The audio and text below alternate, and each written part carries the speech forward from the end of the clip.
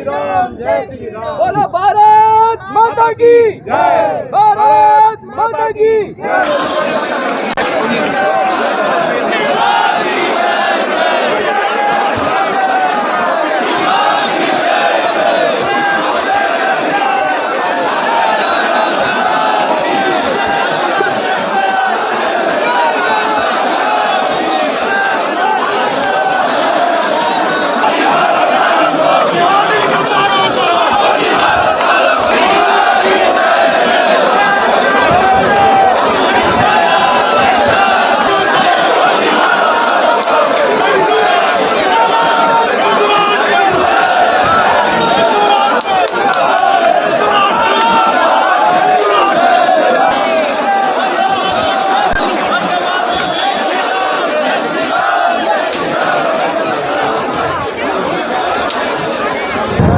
दोस्तों नमस्कार, आप देख रहे हैं राष्ट्र न्यूज़ और मैं हूं रमेश गर्ग। राष्ट्र न्यूज़ के स्पेशल सेगमेंट धर्म चक्र में आज हम देश के उस सबसे बड़े मुद्दे की बात करेंगे जो इन दिनों लोगों को सड़कों पर देखा जा रहा है। और देखिए, जब जब भी इस पृथ्वी पर अन्याय होता है उस दौरान सड़कों पर ज़रूर संत समाज से लेकर आम जन देखे जाते हैं। बांग्लादेश की घटनाएँ इन दिनों किसी से छिपी नहीं है। पश्चिम बंगाल में भी जो कुछ हो रहा है वो अन्याय के खिलाफ है और इसीलिए यह लड़ाई अब सड़कों तक पहुंच चुकी है। हमारे साथ महाराज जी जुड़ रहे हैं। सुदर्शन जी, महाराज साहब से ही जानेंगे क्या कहते हैं। महाराज जी, सबसे पहले तो इस तरह की घटना को लेकर के क्या कहते हैं। तो मेवा पीठ से स्वामी सुदर्शनाचार्य, आज आपने कैमरे के माध्यम से देखा होगा जी, पूरे भारत में आक्रोश है। जिस प्रकार से बांग्लादेश ने कुकृत्य किया है, हिंदुओं को चुन चुन करके वहाँ टारगेट किया जा रहा है। पिता के सामने पुत्री का बलात्कार कर रहे हैं, पति के सामने पत्नी का बलात्कार कर रहे हैं, निर्ममता से उनको मार रहे हैं, घरों से बेघर कर रहे हैं, घर जला रहे हैं। हिंदुओं को हमेशा ये समझा जाता है कि हिंदू हिंसक नहीं है, लेकिन हिंदू नपुंसक भी नहीं है। कब तक बैठा रहेगा? और एक विशेष कौम के लोग इस प्रकार की घटना का अंजाम दे रहे हैं, लेकिन वो विशेष कौम के लोग ध्यान रखें कि सबसे ज़्यादा वो भारत में ही रहते हैं। और इस प्रकार से अगर वो एक्शन दिखाएंगे हिंदुओं के खिलाफ बाहर, तो फिर यहाँ रिएक्शन बहुत तगड़ा होगा। अभी भी हिंदू बहुत सहनशीलता से अपना विरोध प्रदर्शन कर रहा है, लेकिन जब ज़्यादा अति हो जाएगी तो फिर उनके लिए भी ये हिंदुस्तान रह नहीं पाएगा, वो यहाँ रह नहीं पाएंगे। इसी के खिलाफ पूरा हिंदू एकजुट हुआ है पूरे भारत भर में, और जगह जगह ज्ञापन दिए जा रहे हैं। ये तो एक फॉर्मेलिटी है, लेकिन हिंदुओं के अंदर की जागृति को आपने देखा होगा कि जहाँ भी हिंदुओं पर कहीं भी पूरे विश्व में अत्याचार होगा, हिंदू चुपचाप नहीं बैठेगा। जी, किस तरह के ज्ञापन में बात कही गई है और जैसा कि प्रदर्शन में हम बार बार यही बात कह रहे हैं कि कार्रवाई होनी चाहिए, लेकिन अगर वहाँ सुरक्षित लोग रहते हैं तो उसके लिए किस तरह का एक्शन होना चाहिए? देखो, प्रश्न बात का ये जो ज्ञापन दिया गया है, ये तो ये है कि जो बाहर आका बैठे हुए हैं, इनका प्रोत्साहन करने वाले, इनको बचाने वाले, उन तक ये सूचना पहुँचे कि हिंदू जागृत हुआ है और इस प्रकार से हिंदुओं के खिलाफ कहीं भी अगर होता है तो हिंदू इसको बर्दाश्त नहीं करेगा, अब इसको सहन नहीं करेगा।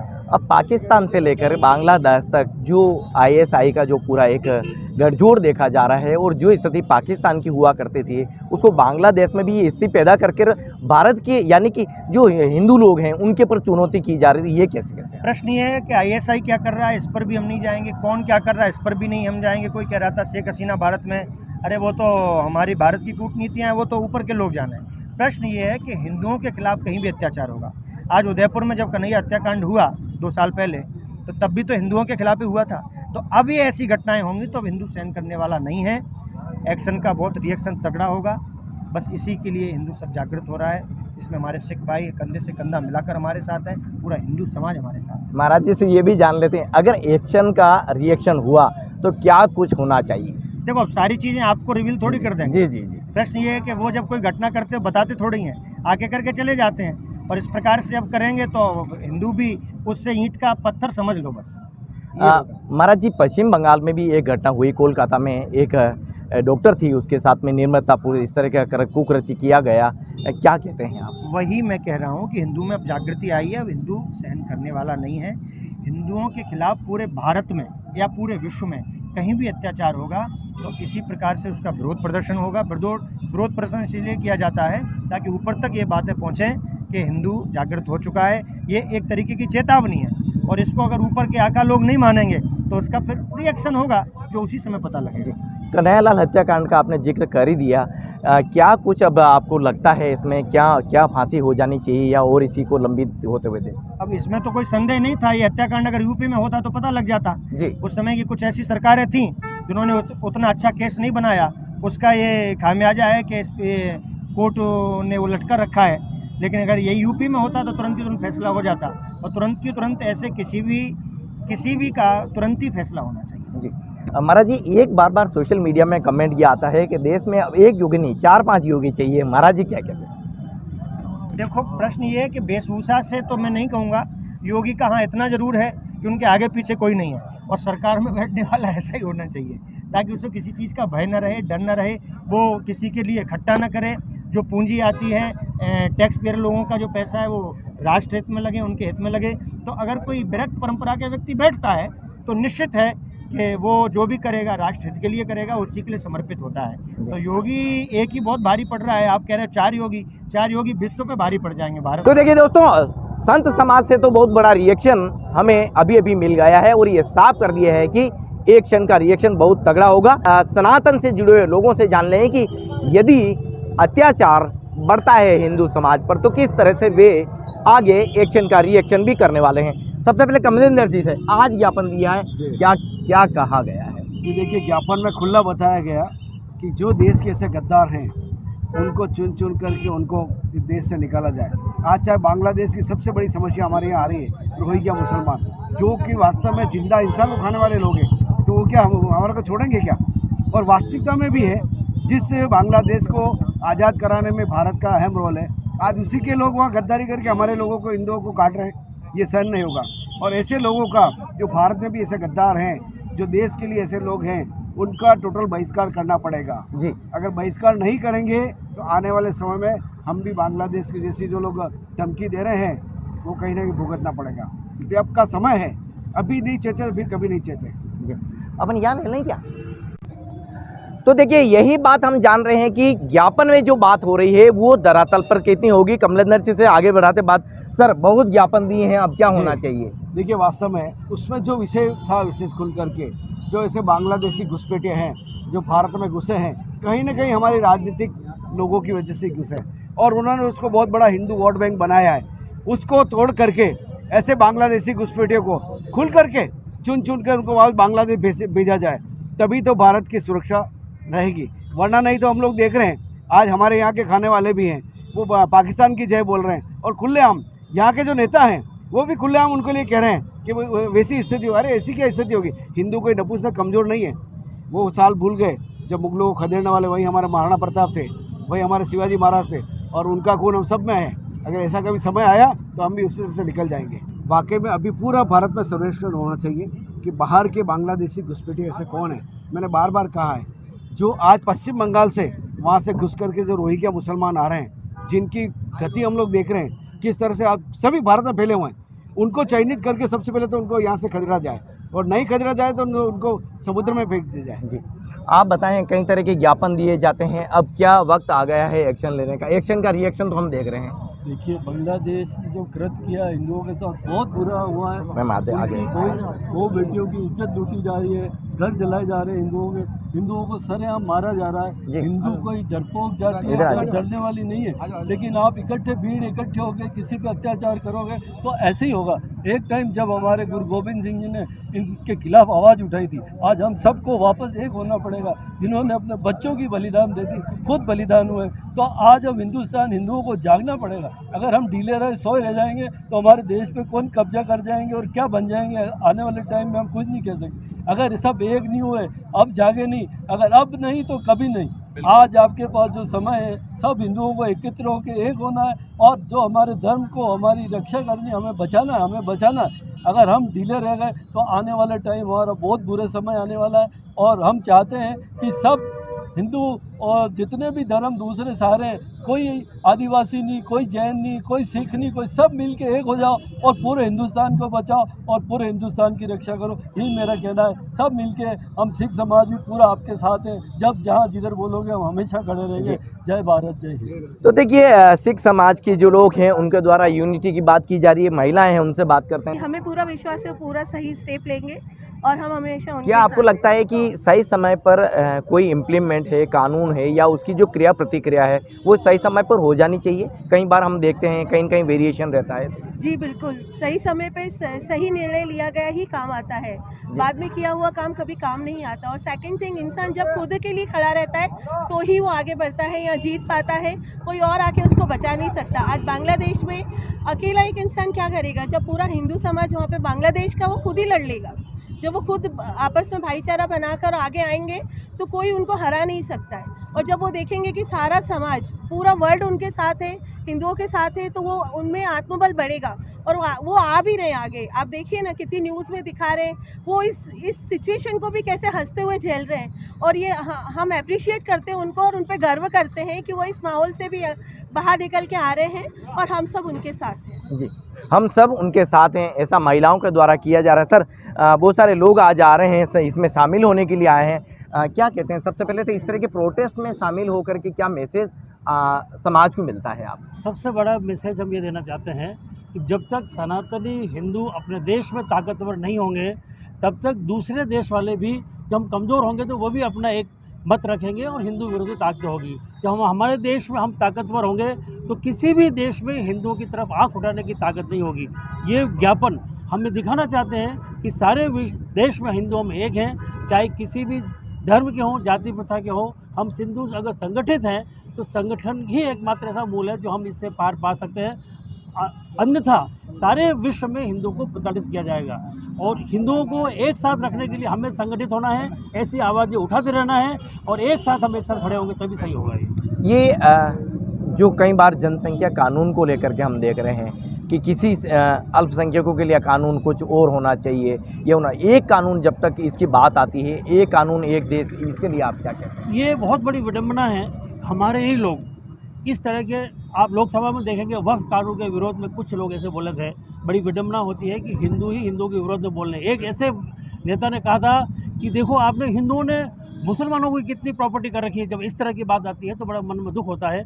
पूरे देश में सभी लोगों के लिए एक तरह का कानून होना चाहिए, चाहे जनसंख्या कानून हो, चाहे ज़मीनों का कानून हो। सारे कानून हर आदमी के लिए एक होना चाहिए।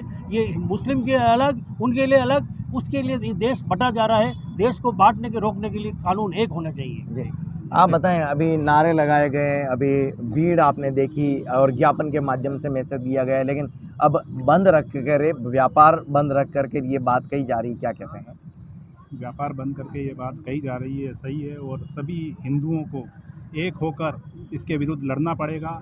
और मेरी केंद्र सरकार से मांग है कि एक श्वेत पत्र जारी करे जिसमें अवैध बांग्लादेशी, रोहिंग्या मुसलमान और उनको बसाने वाले पूरे नेक्सस को नेस्ता नाबूद करे, कानून में ज़रूरी संशोधन करे और सभी बांग्लादेशी और रोहिंग्या मुसलमानों को और दूसरे जितने भी घुसपैठिए हैं इनको अरेस्ट करके और इनके देश में डिपोर्ट करने की व्यवस्था करें। जी, ये मेरी केंद्र सरकार से रेप हो रहे हैं। और उनके अगेंस्ट में क्या हुआ?